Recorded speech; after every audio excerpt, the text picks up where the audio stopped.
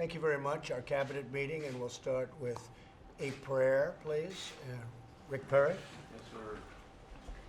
Mr. President, thank you.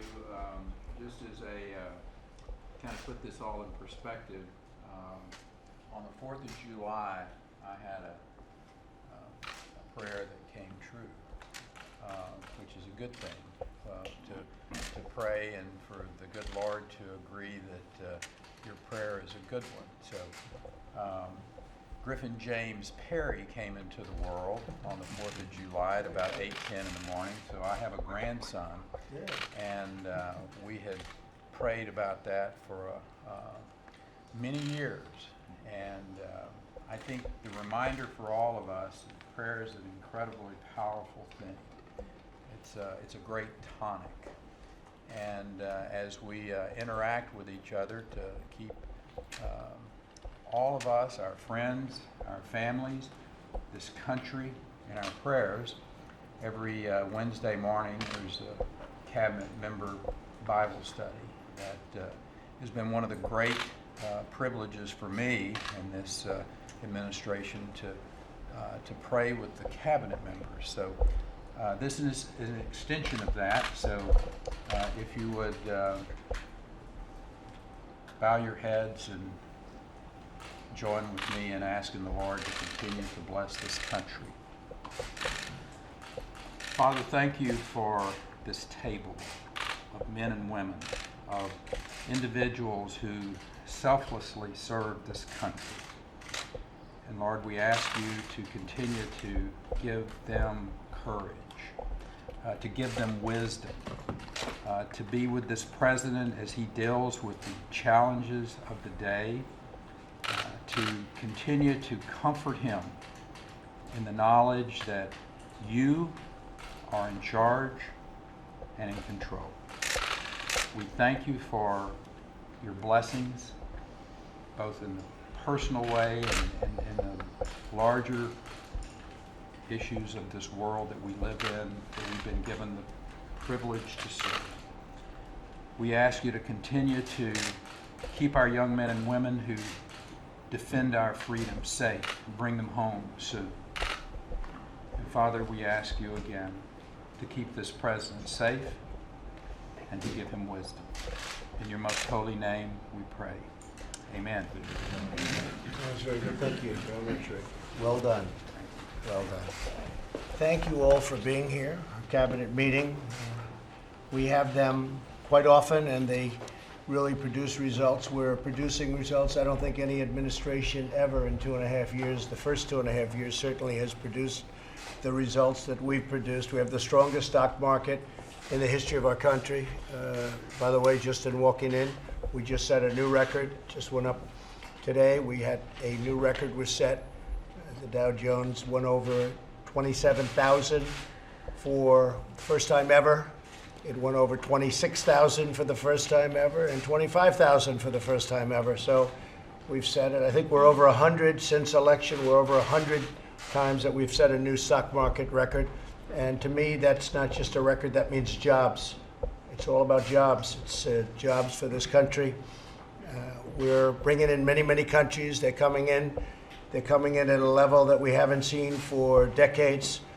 Car companies are coming in, Japanese car companies in particular, although Germany called to say that they're going to be announcing some very big movement with respect to a certain company that I've demanded has to come, because they sell us a lot of cars, but they make them in other places. We want to make them in the United States.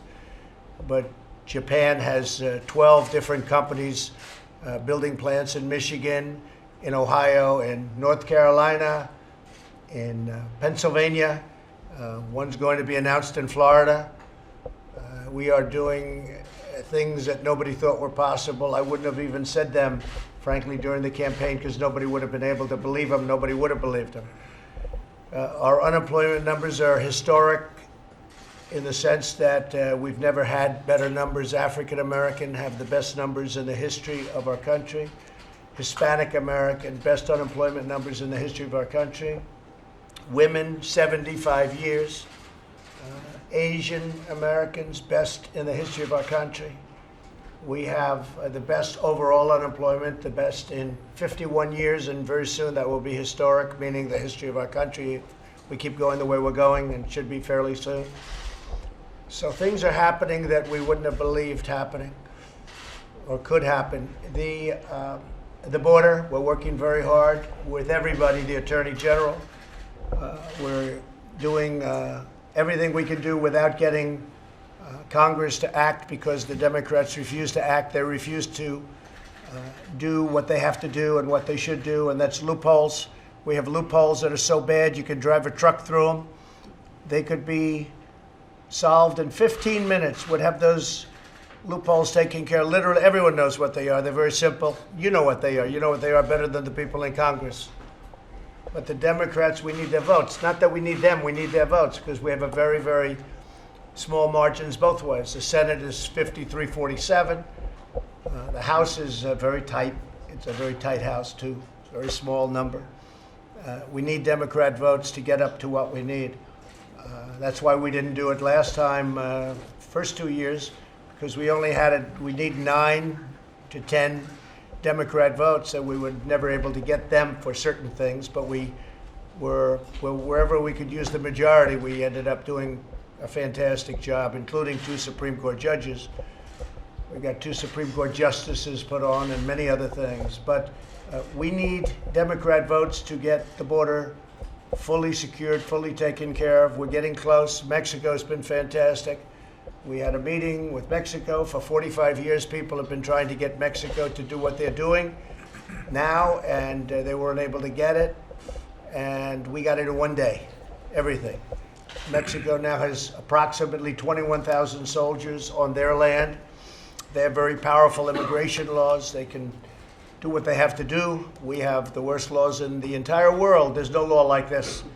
But we catch them and release them. We catch them and we say, come back to court in 5 years, and nobody comes back. 2%, to be accurate. I want to be accurate because I don't want the press to say I was inaccurate. 2% come back. And those people, we wonder why. Why are they coming back? They're the only ones. So we can straighten that out. We are getting rid of thousands of people who are criminals. We're taking them out of the country. MS-13 by the thousands, and they're going out quickly. We do it very professionally. We have papers on everybody we take out, all documented, all very legal. They come in illegally and they go out legally. So we've done a job. On Sunday there was a lot of activity, but you didn't even see it because it went very smoothly. The ICE folks and the people from Border Patrol, the job they do is they're heroes in so many ways. We have Border Patrol, though, being nurses and doctors and janitors, and I very much want to thank Vice President Pence for taking a whole delegation of people down to see the things that one of our very radical left Democrats call concentration camps. They're not concentration camps. They're really well run. They're very crowded in many cases. Actually, in the case of the children, they weren't crowded at all. People came back and even some of the news, which is shocking, frankly, said they were very well run, very clean, very nice for the children. We had an adult center of males. Many of these people were criminals. We're not letting them out. We can't let them out. And it was crowded, very crowded. And the best way they can solve that is don't come up. If you don't come up, you're not going to be crowded. We want to take people in legally. And we want to take them in, frankly, through merit. We want our companies to be helped. All these companies that are pouring into the United States because we're the hottest country in the world right now. Every time I meet a leader, a president, a prime minister, a king, a queen, they all say thank you and nice to meet you. It's wonderful. By the way, congratulations on your economy. What you've done is incredible. You read yesterday where China is down very substantially. They're having the worst year they've had in 27 years. I don't want to have them have bad years, but we made a deal and they broke the deal on me. The deal was done. It was practically done. It was just like a very short period of time we would have had it finished, and they broke the deal. They decided they didn't want to do the things that they had agreed to. So I said, that's all right. We put tariffs on 25% on $250 billion. It's obviously having a very negative effect. I don't want it to have a negative impact. Not having any impact on us other than positive, because China devalues their currency. and they're pumping money into their system. Our people aren't paying for that. There's been no inflation. There's been no nothing. Frankly, if we ever got interest rates down where they should be, and if they weren't raised so fast, you would see another probably 10,000 points on the Dow. We're setting records. I don't want to act like it's like somebody gets a 99 on a test and they're complaining. I don't like that, but I'm going to complain because, frankly, we would have done even better had we had a Federal Reserve that didn't raise interest rates so quickly, and had we had a Federal Reserve, and there are many people on the Federal Reserve, you have votes, it's called votes, but if we had a Federal Reserve that didn't do quantitative tightening, they did quantitative tightening, $50 billion a month, that's a lot of money. Now they're doing $25 billion a month. Whereas in Europe, they're pumping money into their system and they're lowering rates. In China, they're pumping money into their system and they're lowering rates very substantially. In Europe, the rates are almost zero. And in China, the rates are whatever President Xi wants. He's his own Fed. He's the Federal Reserve. He's one man. He's the Federal Reserve. He's the president. He's everything else. But unfortunately, what they did was not appropriate. They are supposed to be buying farm products. Let's see whether or not they do. Our ag, our great farmers. But out of the tariffs, I took $16 billion to make up for the shortfall. I went to Secretary Sonny Perdue. He's a fantastic gentleman. By the way, is he here? California. What happened? He's working with the farmers. They have a big meeting in California. Good. I'm glad he's there. He can do more help there. He's done a fantastic job. I said, what was the amount at its highest that China pumped into the farmers, the form of purchase? $16 billion. I said, that's all right. We're taking in many, many times that in tariffs. We're going to help the farmers out. And I did that with $16 billion. Cost us nothing. Same thing as if they bought. And yet the farmers don't even want that. They really just want to make the product and sell it. But it was just a small percentage of the tariffs that we're taking in. And we have a long way to go as far as tariffs with China is concerned if we want. We have another $325 billion that we can put a tariff on if we want. So we're talking to China about a deal, but I wish they didn't break the deal that we had. We had a deal where China opened up. We had a deal where there'd be intellectual property theft would be taken care of because it's estimated that they steal $300 billion worth of intellectual property a year. Who knows? Who knows? That's what they tell me. 300 billion. That's a big number. How they get to that number, I'll accept it. They're experts. That's what they do. But that's a big number. You add that to the fact that during the Obama administration, $500 billion a year was being lost to China.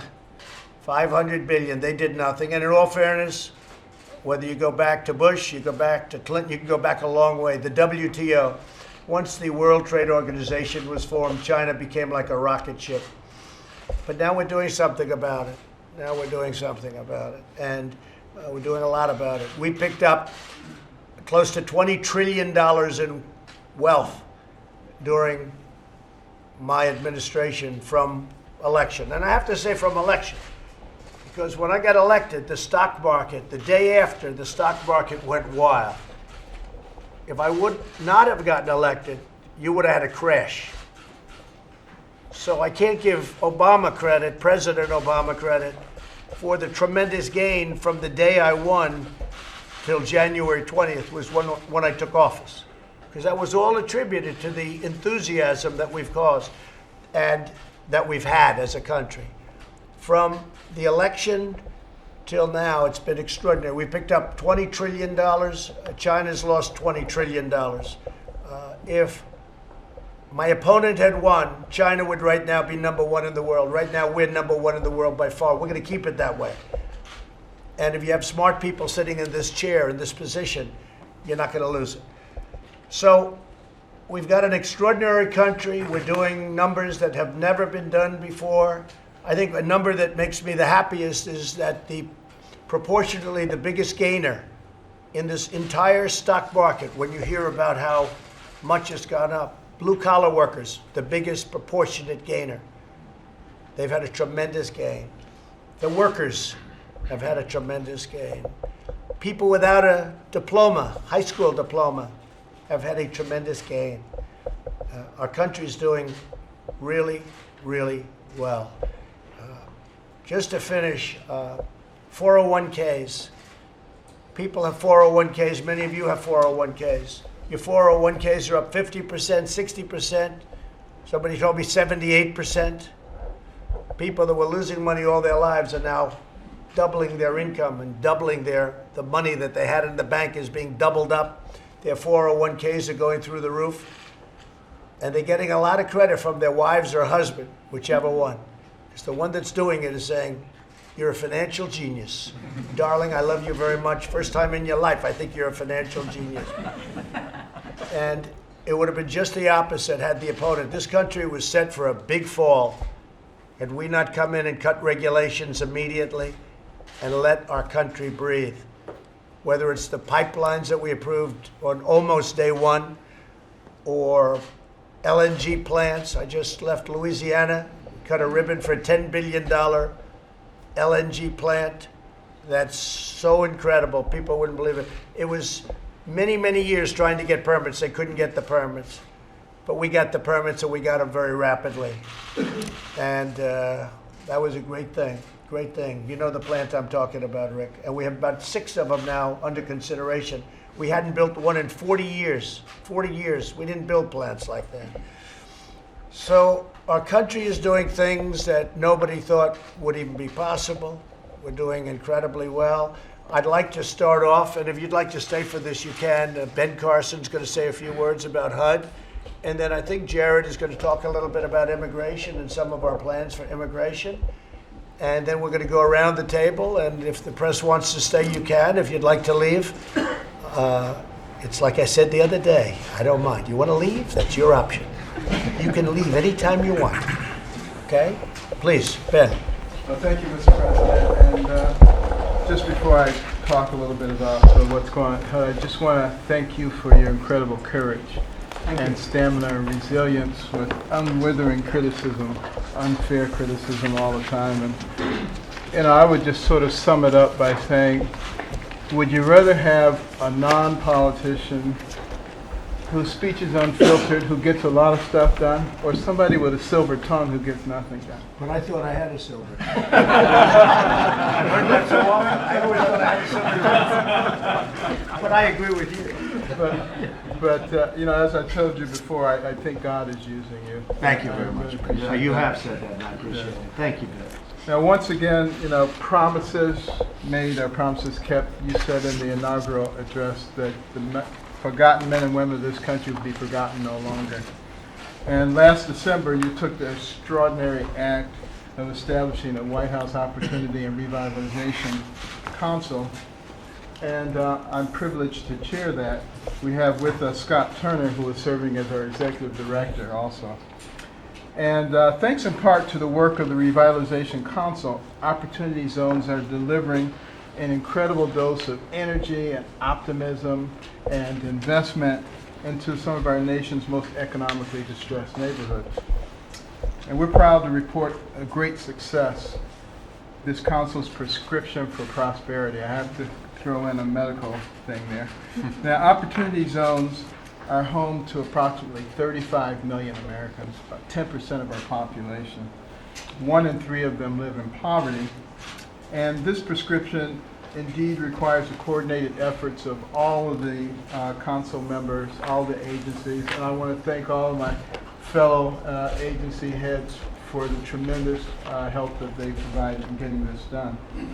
With unemployment, Opportunity Zones sitting near twice the national average, unemployment opportunity zones, forgotten families are just the people that you've been targeting. And over the past year, property sale prices in opportunity zones have increased by 20%, which is about double the appreciation rate for eligible non-selected areas. So what does that mean? That obviously means that those people who live there and who own that property are benefiting significantly, even though a lot of people say you're not getting any benefits. They are getting benefits. And a massive pool of capital is preparing to revitalize these areas with community and business development. And less than 2 years ago, Secretary Mnuchin predicted that these opportunity zones would draw about $100 billion, and a lot of the pundits said that was way too optimistic. But today, like so many other milestones this administration has surpassed, we're already approaching extraordinary figures. For example, last month, the National Council of State Housing Agencies announced that its Opportunity Zone Fund Directory has expanded to nearly $29 billion in anticipated investment.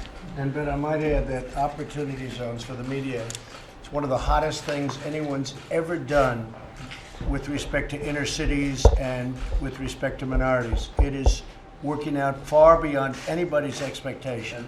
I don't think it's been written about very much, but I'm not that surprised at that. But the opportunity zones are an incredible thing, and if you want to do something, you should write about them, because what's happened, the employment, the investment, people are investing that would have never invested in these locations in a million years, and they're investing a lot of money. It has absolutely been, you could talk about the number of sites, the number of cities. What's happened with opportunity zones is somewhat of a miracle. Nobody in their wildest imagination thought this could happen. That's right. And to add on to that, we've gotten a lot of positive reports, from government officials across the country about the investors in opportunity zones, and then how it's unstoking unprecedented interest in these underserved communities. In fact, last week I was in Salt Lake City, and a big multi-family dwelling is going up with a concentration on people with autism and a center for helping autistic people to get back into the workforce. They were able to do that because of the completion of the gap funding through an opportunity zone fund. And public officials from both sides of the political aisle are united in trying to maximize the impact of the program. The governor of Maryland, Hogan, is spending $56.6 million for training programs to supercharge the opportunity zones. In Mississippi, Governor Phil Bryant has approved a special opportunity zone cycle as part of the low-income housing tax credit program offered to the Mississippi Home Corporation. In Michigan, the governor, Gretchen Whitmer, has issued an executive directive that focuses state procurement practices on businesses located within opportunity zones. And the list goes on and on.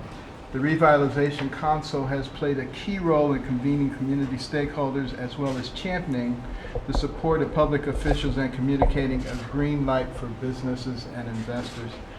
And as you know, the council consists of members across 17 federal agencies and federal state partnerships with a core mission to prioritize opportunity zones, including deregulation, grant funding, loan guarantees, infrastructure spending, and importantly, crime prevention.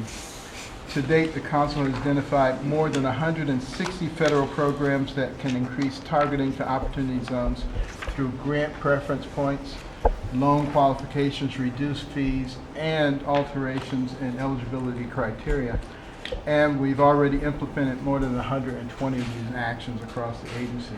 The Revitalization Council has also been conducting a nationwide listening tour of opportunity zones to incorporate the input from community leaders, entrepreneurs, and investors, and to ensure local leaders are doing all that they can to help their constituents in these communities. I personally, in the last several weeks, have visited a lot of communities like Miami, Chicago, St. Louis, Salt Lake City, Birmingham, Las Vegas, and more at the end of this week, more next week. Speaking of traveling, we're blessed to have with us Scott Turner, who is the executive director of the council, and he has been all over the place. Every place I go, they say, Scott was here, and he just told us all this stuff. He fertilizes the ground. It's great. And through the work of the Revitalization Council, we're not only remembering Americans' forgotten men and women, we're helping to elevate them back into a path of pride and self-sufficiency. And what really is opportunity? Opportunity has no color, but it colors everything. Opportunity has no creed, but it gives people strength to believe. Opportunity has no religion, yet it gives us each faith. And I want to thank you for the faith that you've shown to the Revitalization Council as we have championed this incredible initiative across the country. This is a game changer, major game changer in this country. And we look forward to building on this exciting momentum. You know, I'm very excited. I may not look excited. This is about as excited as I ever look. But I am very excited about being able to participate in something that's going to have such a positive effect on so many people in our country. And I want to thank you for pushing this. And I'd like to hear just a bit from our council's executive director, Scott Turner. I'm right here, sir. Good morning, or good afternoon. Thank you, Dr. Carson, and thank you, Mr. President, for allowing me to serve in this role, and cabinet members. It's good to see you all again. I looked up that term, revitalize. And to revitalize means to imbue with new life. It means to reinvigorate and to re-energize. And that's exactly what we've seen over these last 12 weeks. We were here 12 weeks ago tomorrow. And when the president appointed me to be the shepherd of this council, in the last 12 weeks, we've been to 21 cities. And we have a map that we're going to put up for you just for your visualization.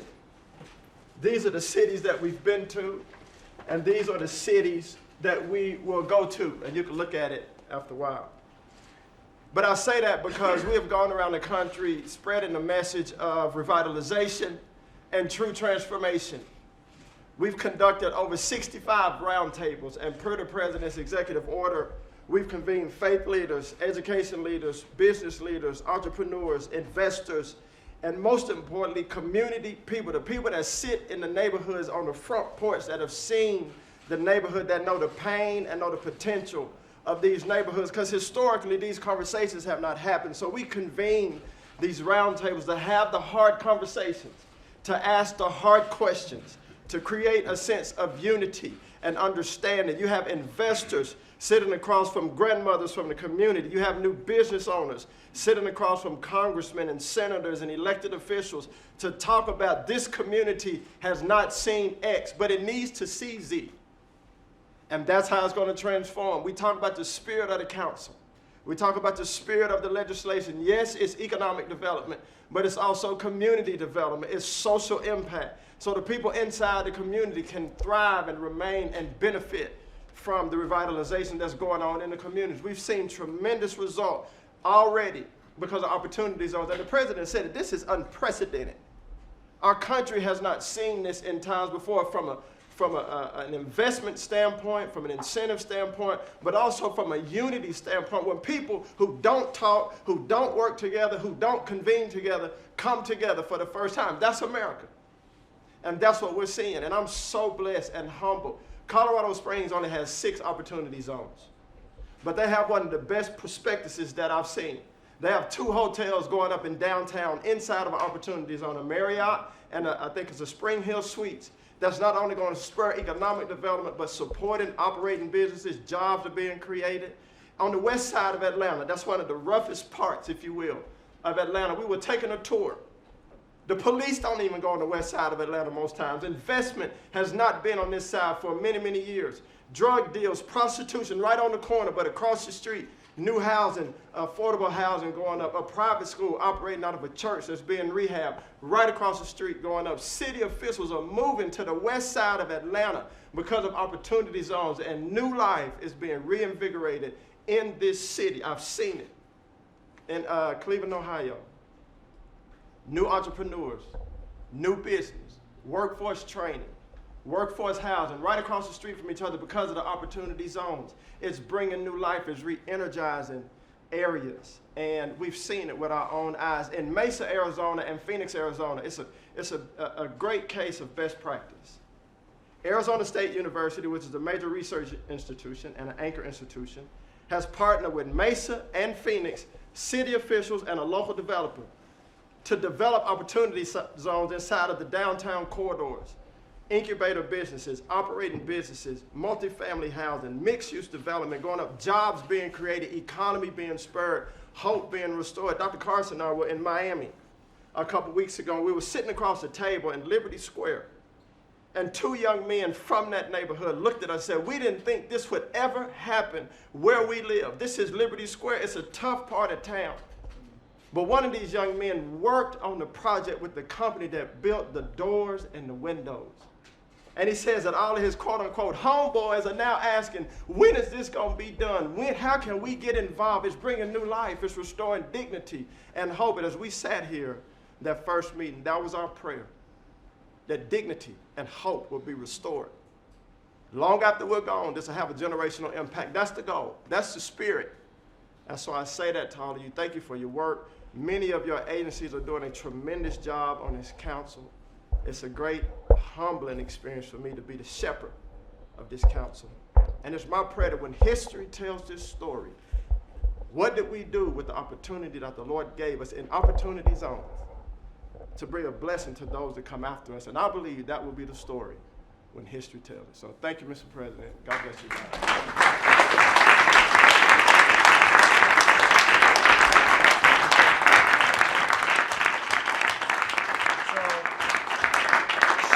As most of the people in the room know, Scott was a great football player. Not a good player, a great player. Well known for being a great player. Scott, you may be better at this. I don't know if that's an insult or not. You may be better at this, okay? Thank you. Really a great job.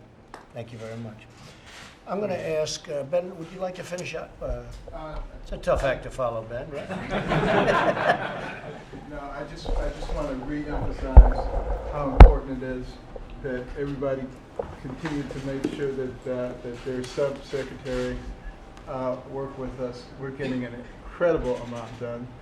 And one of the things that really encourages me about this is, I go to places and the governor is a Republican, the mayor is a Democrat, congressman is a Democrat, and they're all working together. We can tamp down all this hatred that exists in our country because our country is extraordinarily strong. Nobody can bring us down from the outside. We can only do it from the inside. And Jesus said it, a house divided against itself cannot stand. These are the kind of efforts that I hope will be able to bring people together. So thank you for that. Fantastic job. Beautiful words. We appreciate it. Thank you, Ben. Really good job. I'd like to ask Jared Kushner to talk about the immigration policy, the plans, what we have short-term, long-term. Thank you very much. Thank you, Mr. President. And this actually fits very well with what we spoke about. We were talking before about all the great trade deals and all the jobs that are coming to America. And then Dr. Carson and Director Turner, what they've been talking about with the Opportunity Zone Revitalization Council, really raising wages and lifting people up. Now it's time to go to figuring out how to modernize our immigration system. When the president asked me to get involved in this last year, the president asked me to work with him to take the ideas that he had for a modern immigration system and figure out how to turn that into a very detailed proposal. In May, the president presented the principles, and we got a very, very warm reception on the principles. And now what we're doing is we finished the legislation. It's about 620 pages. The group has been working very hard, again, at the president's direction in Washington. I find a lot of people are very quick to say what they're against, but it's very important for us to articulate as an administration what we're for, but to do it in detail. And we're not afraid to put out details because we think that this proposal is a very, very good proposal that really is great for America.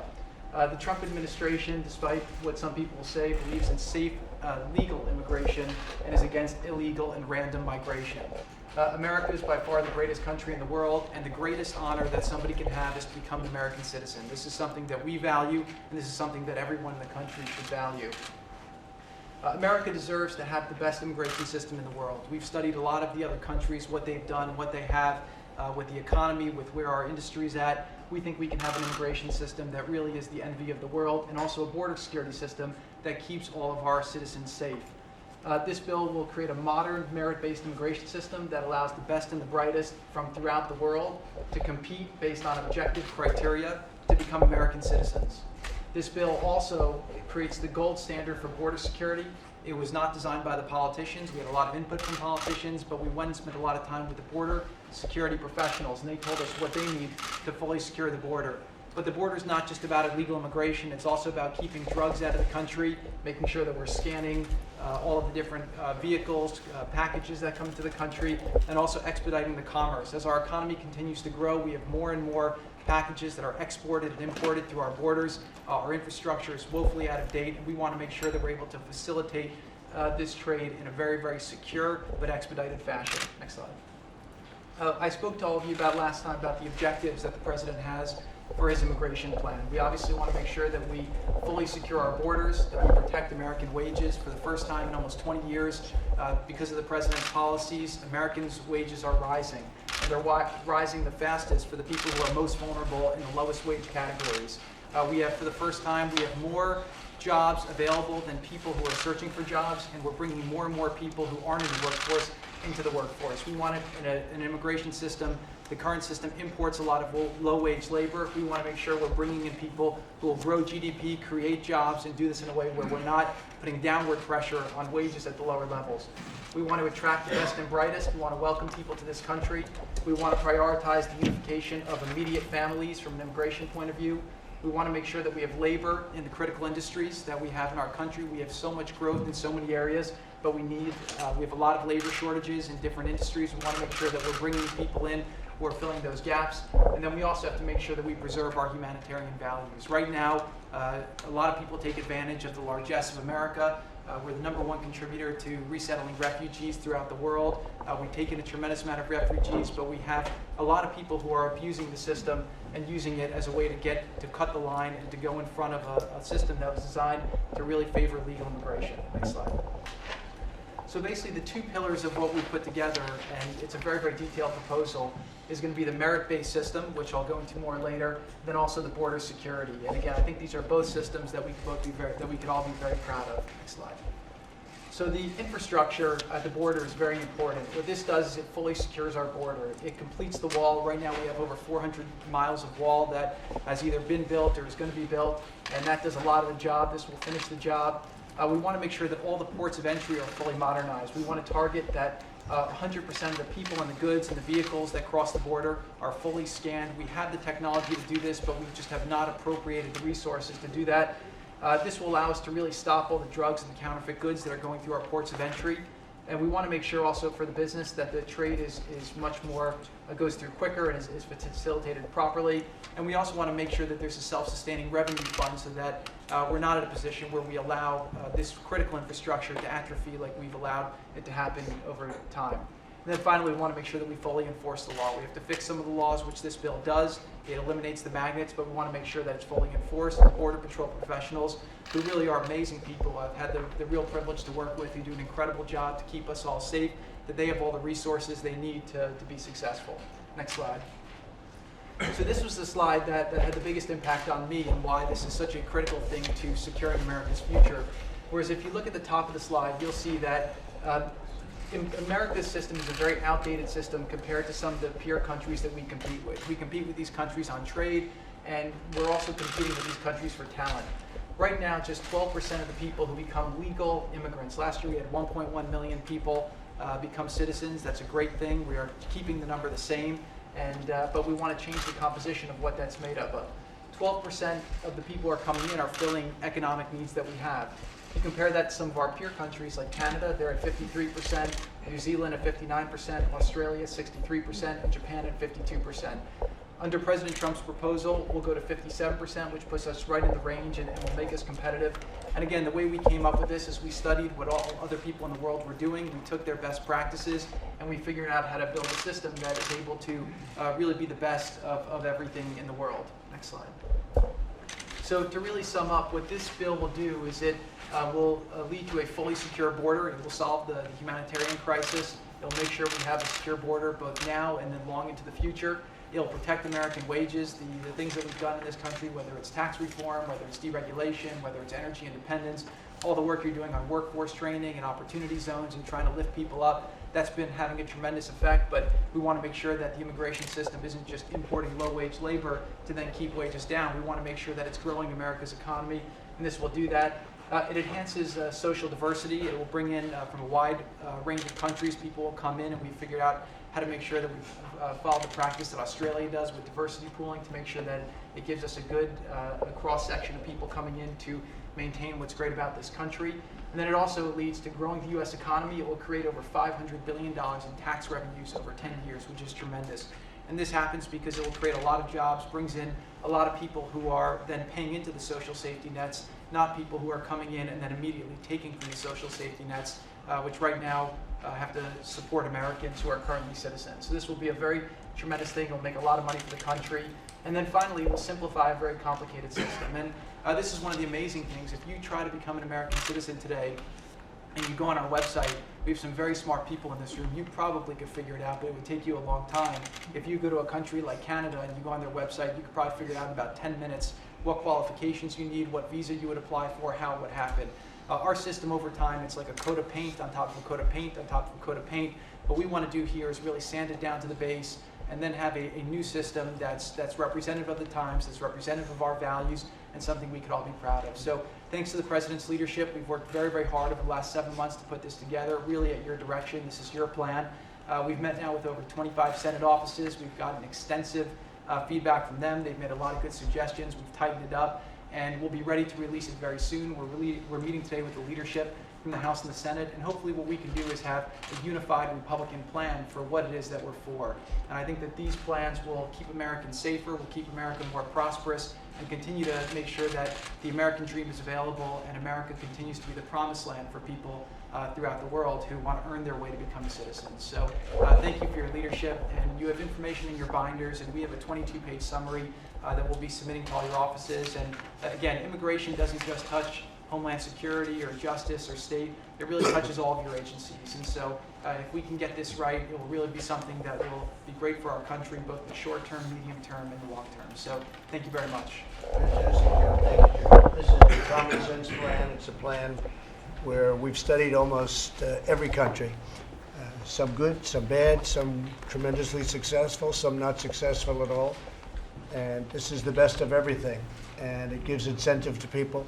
It also, we have a problem. I'm called constantly by people, they want to have really smart people working in their companies. We have companies where you need very smart people. And we don't have a provision for smart people. You can graduate from a college, you can be number one in your class in the best college in the country and be thrown out of the country the following day. And we want to be able to keep people in that have this kind of genius. Silicon Valley is constantly complaining. They're building places in Canada, they're building places elsewhere because our immigration plans don't allow this. Well, we have to have this, whether we like it or not, we have to have this, and we'll be able to get it. But I've met with many people that have very good intentions, but they have to have smart people, and they have to have smart people stay in our country and be able to stay here for a period of time, not just for a short period of time where they can't even buy a house, they don't know if their family should move. So we're doing a lot of things to help people. I think as you saw it, as Jared really put it very well, our country has a tremendous immigration gap. These are plan after plan after plan, and each plan is very simple, overly simple. When you put them together, they're indistinguishable. You can't, it becomes a maze of complexity that nobody even knows the answer to. You have people studying, we're going to have a really beautiful system of immigration. People are going to be able to come into our country, be proud of our country, and help our country. We want them to help us. You know, it's a two-way street. They have to help us also. And it's met with great popularity. Now, if it doesn't get passed, because we do have the Democrats, because they're against almost everything, we'd love to do it in a bipartisan way. We'll make changes. We'll do what we have to do. But if it doesn't get passed, it's a campaign issue because we'll pass it if and when we win the Congress. We'll win the House, and we should be able to keep the Senate, win the Senate, maybe pick up some seats, and hopefully we're going to keep the presidency. That I feel very comfortable. I feel very confident about, but I feel also very confident we have a very good chance at winning back the House. And it may very well be an election issue because this plan is a plan like no other. This is the best of everything all over the world. And it's a very fair plan. We have to say that and stress it. Very, very fair plan, very compassionate plan. So it could very well be something that gets done where everybody puts politics aside and they get it voted on.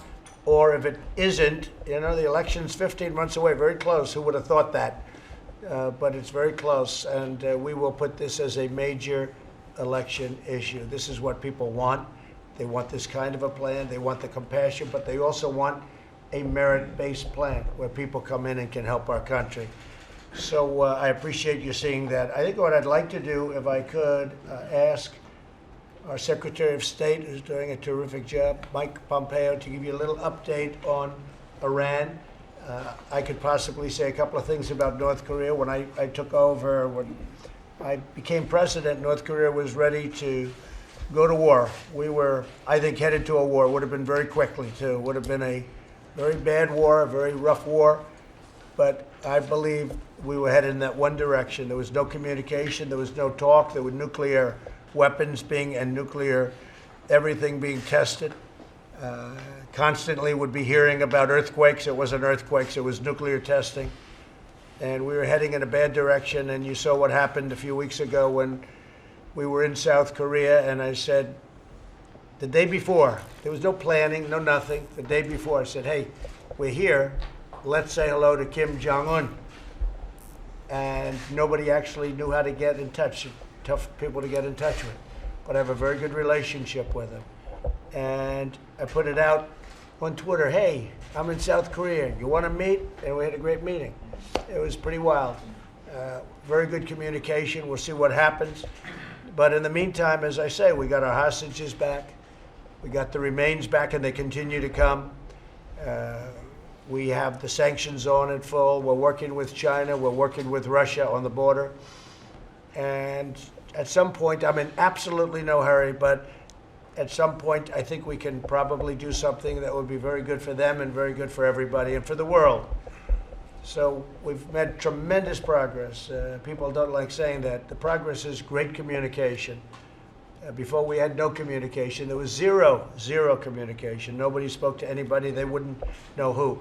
I do believe they tried. I do believe it never happened. I think we tried very hard to speak to them, but they weren't interested in speaking. But now they're interested in speaking, and the relationship is very good. I think we've made tremendous progress on North Korea. And again, time is not of the essence, but I think good things will ultimately happen. I'd like to ask Mike to say a few words about Iran and what that situation is, please. Thank you, Mr. President. If I may just, I'll try and do it briefly, but if I may just take a minute. In the same way, then when this administration came in broadly in the Middle East, you had ISIS with an enormous caliphate, Iran as the world's largest state sponsor of terror with lots of wealth and the capacity to grow their terror campaign. What we've done in these 2.5 years is we built out a coalition of Gulf states, the Israelis, each of whom has been focused on taking these activities on. We've taken down the caliphate nearly in its entirety.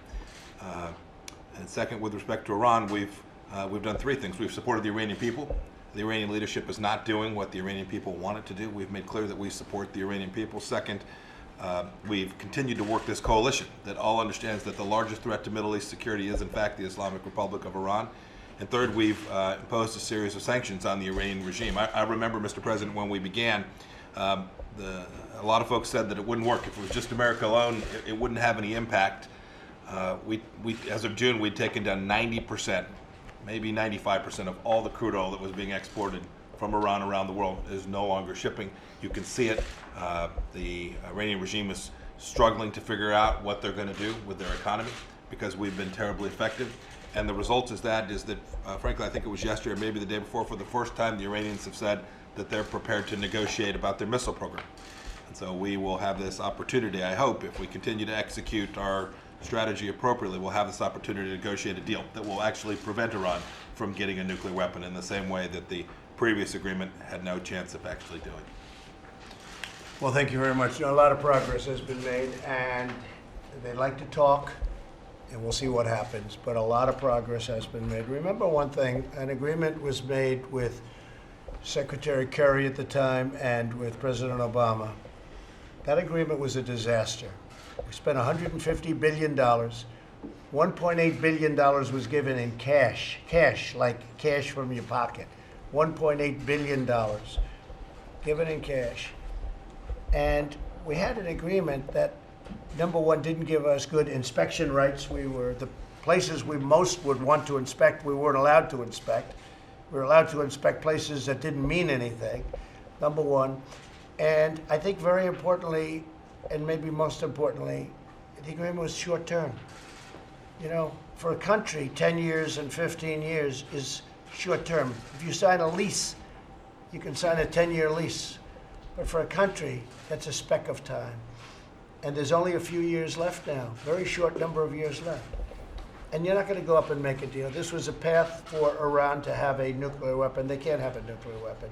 We want to help them. We'll be good to them. We'll work with them.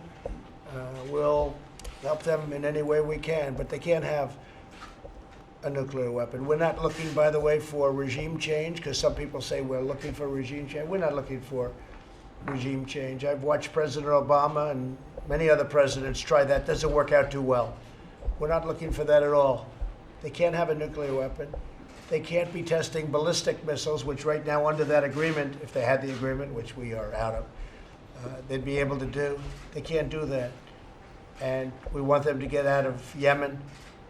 I asked Secretary Kerry through people, why didn't you get them out of Yemen when you gave them $150 billion? He said it was too complicated. Oh, great.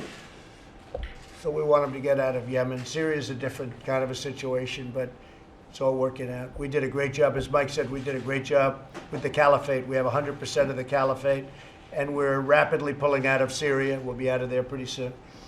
And let them handle their own problems.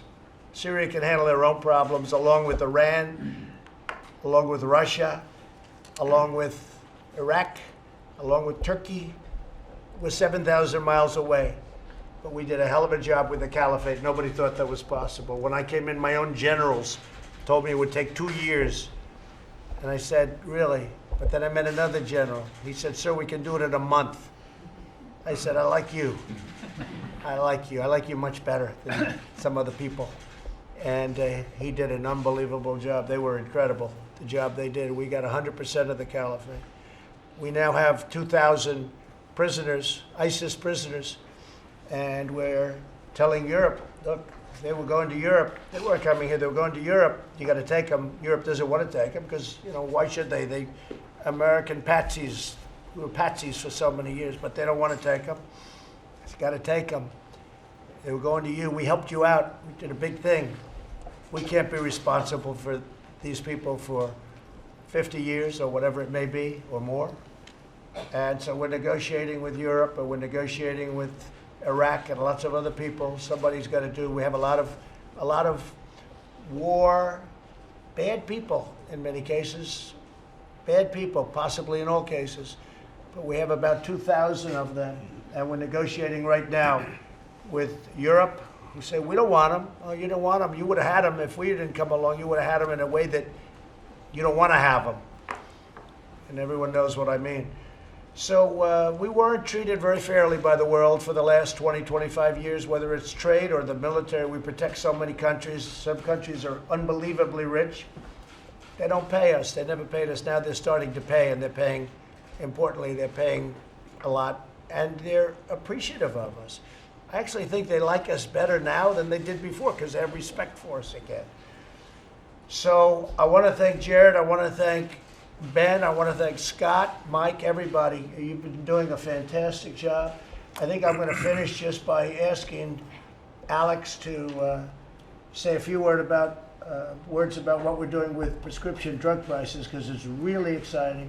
I'd also like you to discuss, because most people have no idea that we're so close, what's happening with respect to the eradication of AIDS, which nobody would have thought of 2 years ago, and now we're really at a point where we can eradicate AIDS from the United States within 10 years. So if you could discuss those two subjects, I would appreciate it. Thank you, Mr. President. Absolutely. So new data in for June that shows that, again, prescription drug prices are going down. The Department of Labor's inflation measure for prescription drug prices, it continues to go down, this time for the first time in 50 years, the biggest decrease in over 50 years. So we're getting prices down by increasing competition, historic levels of approving generic drugs, historic levels of approving new branded drugs that can compete with other branded drugs.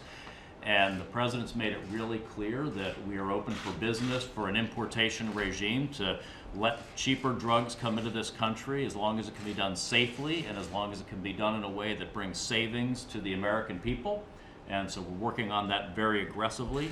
He's also made it very clear that America is tired of subsidizing the socialist healthcare systems of the rest of the world. America's seniors have been overpaying for their drugs, propping up socialist systems abroad, and that's going to end. And he's working on that with us right now.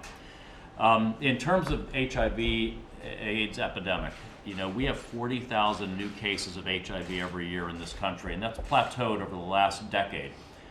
We have the tools. We have the tools now to keep people from getting infected and to treat those who are infected. We can identify people who are at risk. We can put them on treatment if they're at risk. It's called PrEP. The president secured a historic deal to get 200,000 courses of treatment per year for the next 11 years of free drug for our program to be able to treat people that keeps them from being able to get HIV, even if they have at-risk behaviors. We have the treatments, the antiretroviral treatments that can get people who have HIV to not have it still in their body to be transmissible to other people. So what is called the viral load, viral suppression. We can keep them from being able to spread it to other people. We just have to attack the 48 counties, the District of Columbia and San Juan, where over 50% of new cases are happening. We have to address stigma. We have to get people in the system.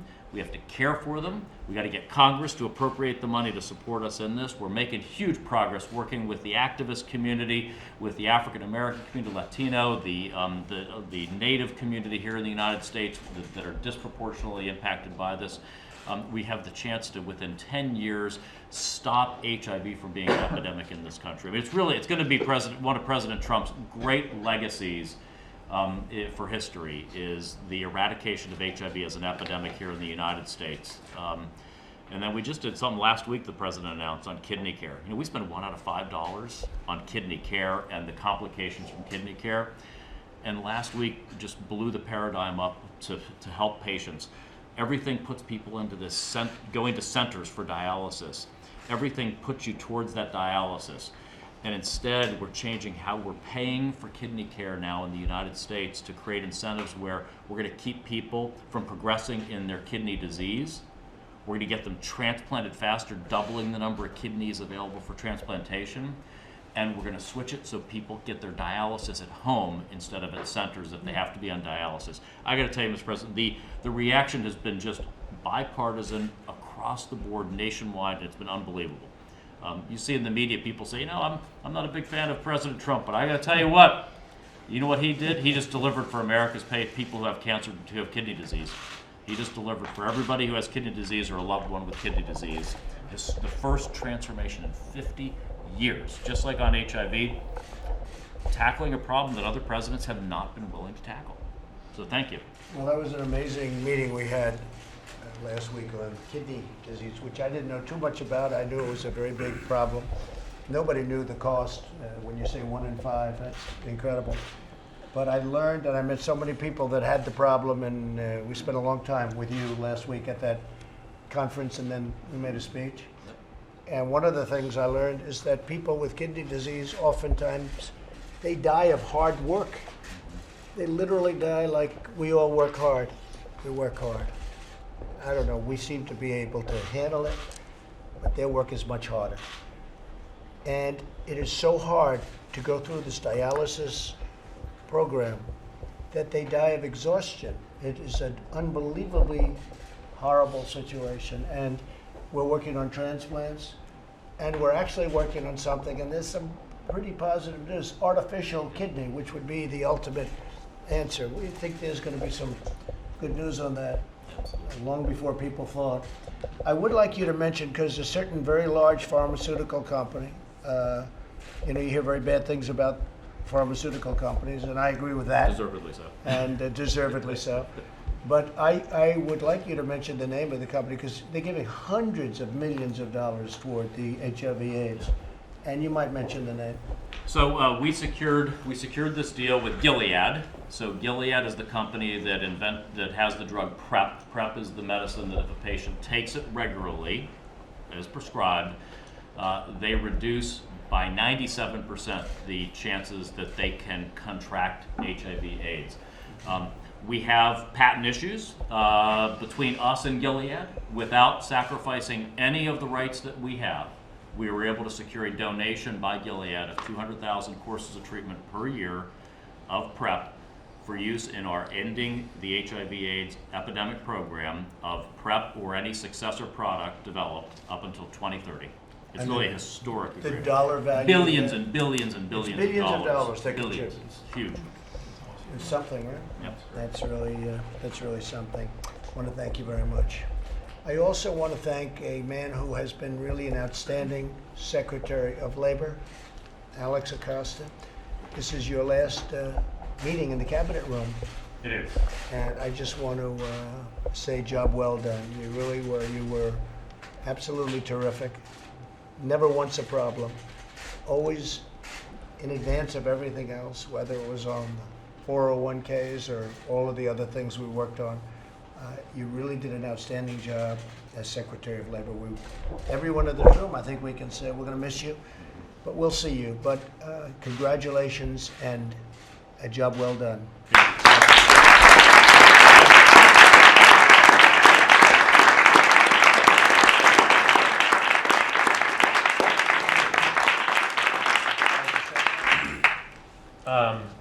So first, let me say thank you. The opportunity to work with you, to work with everyone in this room, has been truly special. As we look back, I think one of the unwritten stories, we talk a lot about the economy, but we are a safer nation in the workplace. I mentioned it before, but last year we had fewer workplace fatalities. We had 45,000 fewer workplace injuries. We had the safest year ever in mining. We returned more than 300 million in back wages to American workers, the highest amount of back wages ever returned by the Department of Labor. And I mention this because I think this is a story that isn't written, that needs to be written, that's part of your legacy, that's part of our legacy. And you see similar work, whether it's been with opportunity zones, whether it's at the Small Business Administration and how after hurricanes and other natural disasters, the bureaucracy has been cut and reduced.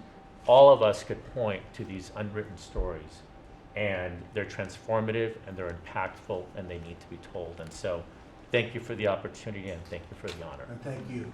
Great job. Thank you. Thank you very much, everybody. I appreciate it. Thank you. Press. Thank you. Right this way, guys. Thank you. Mr. President, when you say that the Democratic congresswomen should leave if they're not happy, where should they go? It's up to them. Go wherever they want, or they can stay. But they should love our country. They shouldn't hate our country. You look at what they've said. I have clips right here. The most vile, horrible statements about our country, about Israel, about others. It's up to them. They can do what they want. They can leave, they can stay, but they should love our country, and they should work for the good of our country. All right, thank you very much, everybody. Thank you, guys. Right this way, guys. Thank you. Mr. President, Question, thank you, guys. is anybody at the table uncomfortable with the president? Thank you, guys. Right this way. Thank Is you. anybody concerned with the president's We're talking speech? to Turkey. We're speaking to Turkey. What are you saying to them, sir? I've had a very good relationship, and frankly, it's a very complex situation. The Obama administration would not sell them the Patriot missiles. They need the Patriot missiles for defense. They would not sell them under any circumstance. And Turkey tried very hard to buy them, and they wouldn't sell them. And this went on for a long period of time. And it was as soon as they found out that they were going to have to buy the missiles, a comparable mission, not as good a missile, but a comparable almost missile from Russia, all of a sudden everybody started rushing and saying to Turkey, okay, we'll sell you the Patriot missile. It was only when they found out they couldn't get it. Then they say, let's go, we'll sell you the Patriot missile. But by that time, Turkey had already signed and paid a lot of money to Russia for the missile system that they were not allowed to buy here, foolishly, because Turkey is a NATO member. Turkey's also ordered over 100 F-35 planes, substantially over 100, and they have plans to order more. But because they have a system of missiles that's made in Russia, they're now prohibited from buying over 100 planes. I would say that Lockheed isn't exactly happy. It's a lot of jobs. And frankly, I've always had a very good relationship. We have Pastor Brunson came back at my request when I called up. Pastor Brunson was going to be in jail for 25 years. And I called President Erdogan and I said, listen, he's an innocent man. He's a pastor. He's a religious man. He's not a spy. He's not the things they said.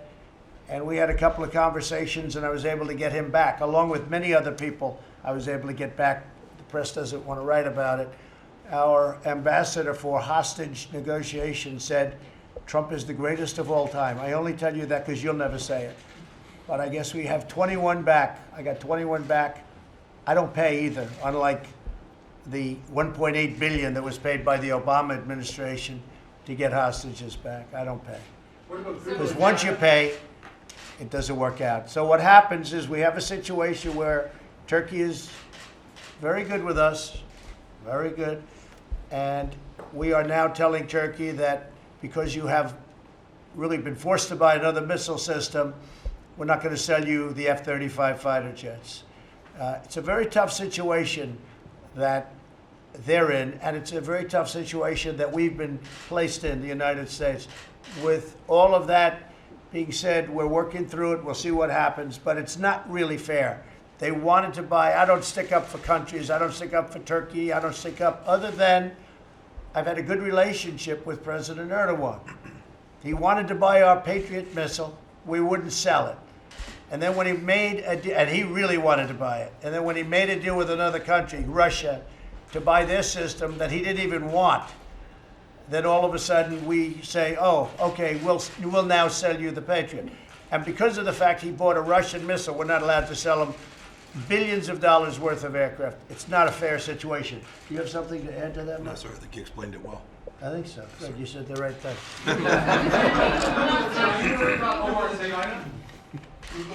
Well, what we're doing with China, first of all, Peter Thiel is a friend of mine. He's a tremendous contributor. He spoke at our convention, at the Republican National Convention. Peter is a brilliant young man, one of the most successful people in Silicon Valley. I guess he was an original investor in some of these biggest companies, including Facebook, I understand. Yeah, he made a very strong charge. He's one of the top, maybe the top expert on all of those things. And he made a very big statement about Google, and I would like to recommend to the various agencies, including perhaps our Attorney Generals who is with us, to maybe take a look. It's a big statement when you say that Google is involved with China in not a very positive way for our country. So I think we'll all look at that. I know that our other agencies will be looking at it, and we'll see if there's any truth to it. But that's a very big statement made by somebody who's highly respected. So we'll certainly take a look at that. And at least 2 Central American countries have said they're not going to play ball with your new asylum plans. What are you going to do? We'll see what happens. We were sending hundreds of millions of dollars to, are you talking about Guatemala and Honduras? We were sending hundreds of millions of dollars to Guatemala and Honduras. We're not going to send it anymore. We haven't been sending it for the last year because they weren't doing anything for us. They were forming caravans and they were sending them up. And in those caravans, you had some very bad actors. You had some people that were not people that we want in our country. So I realized that when they, in the middle of their city or towns, when you form a caravan, if a government is at all a government, they don't have to allow that caravan to come up. So if they're not going to play ball, that's okay with me. We're not going to play ball with them. We don't give them any more money. They've been ripping us off for years. I'm not a fan. So until they shape up. Now all of a sudden they came down supposedly with a Supreme Court ruling that they're not allowed to do a safe third agreement with us. Well, I sort of wonder, did it come down because they wanted that ruling to come down? But we were giving them hundreds of millions of dollars like fools for years. And all they did is send us up. A lot of people caused a lot of problems, and a lot of the people in those caravans were criminals, hardened criminals, dangerous people. And why not? Why would Honduras or Guatemala or El Salvador, why would they keep their criminals when you can put them into the caravan, lose them in a caravan, and send them up to the United States? We take everybody. Because the Democrats don't allow immigration laws that mean anything. It's horrible. It's horrible. How they are taking care of just that one situation, which could be taken care of very easily. how they won't even give us a vote on that. We've had many interviews of the people in those caravans. Some of them are very bad players. You had interviews. One of the folks that was perhaps in this room, I think might be in this room, said, "What was your crime?" And the man said, "Murder." And the reporter looks at, "Murder?" It's a very famous clip. He said, "Well, what was your crime?" You know, they were interviewing to show how wonderful the people are in the caravan. "And you, sir, what was your crime?" "Murder." The young woman goes, "Whoa, I was surprised they didn't cut it. It must have been live, otherwise you would have cut it. It must have been a live shot." But pretty famous shot. You have a lot of that. And so as far as those countries, we were supposed to have a safe third. We didn't. Now, Mexico, because of tariffs, but that doesn't matter because they've really been doing a job. They've only had 1 week in June, and June was down 28%. 1 week. 2,000 soldiers they started with. Now they have 6,000 soldiers on their southern border. You know, they used to have like 3 soldiers. They had nobody. They wouldn't do it. For 45 years, 50 years, people have tried in the State Department. One of Mike's people said, the woman that we respect, who's been in charge of Mexico for 20 years, she laughed when we said we were going to ask for these things. She said they've been trying to get, she was there for 20 years, but they've been trying to get it for 45 or 50 years, the things that I asked for. And they all laughed. I got it done in 1 day. Because I said, if you don't do it, we're going to put tariffs on. And every car that comes through that used to be made in the United States, now Mexico has 30% of our car business. But that's not going to happen anymore. No more companies are going to leave because we have reasons that they can't leave anymore. There's just no reason for them to leave anymore. In fact, just the opposite. They're all coming back. But now we have 21,000 soldiers, 6,000 on the Guatemala border, and which is, you know, obviously that makes the safe third, John, much less important. You understand? It's very hard to get from Guatemala to the United States. And we'll have about 16,000 or so, maybe more, on our southern border. And we're using the Mexican immigration laws because that's Mexico. And those laws say you can actually tell a person, I'm sorry, you can't come in, get out. Or they can take them back to a point of origin. So we're doing very well, but we have no help whatsoever from the Democrats, just the opposite. They want open borders. They obviously don't mind crime and drugs and human trafficking, which is a tremendous problem. And it's human trafficking mostly in women. And, you know, Democrats with their big, wonderful hearts, human trafficking with women, where 3, 4, 5 women are put in the back of a van or the back of a car.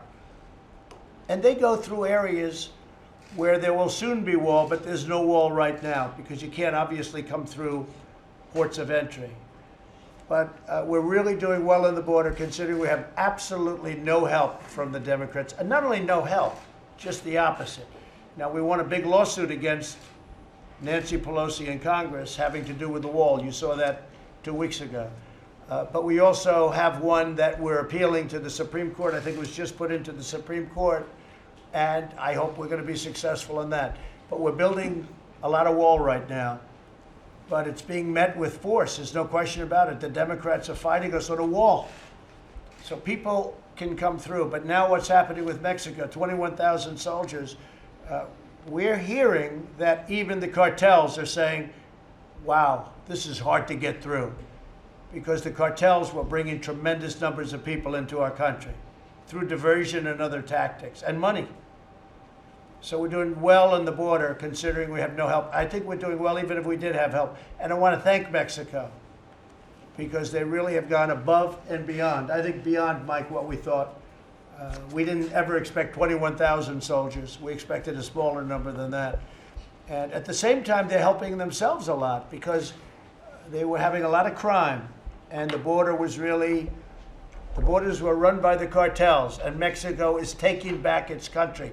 And I give the president a tremendous amount of credit for that, because that's been going on for a long time. Thank you all very much. Thank you guys. Thank you guys. We're doing well with China, But you will see whether or not we have we're talking to China about a deal. We'll see what happens. But we're doing very well economically because they're paying us billions and billions and billions of dollars. Mr. Trump, would you be willing to not use the phrase "go back to your country" to citizens and women of color who are either citizens or have been born in this country? Would you be willing to not use that? I think it's specific terrible phrase? when people speak so badly about our country, when people speak so horribly. I have a list of things here. I'm not going to bore you with it because you would be bored. You wouldn't write it anyway. But I have a list of things here said by the congresswomen that is so bad, so horrible, that I almost don't want to read it. It's so bad. I think what you do is you have the same list that I do. You should repeat some of that.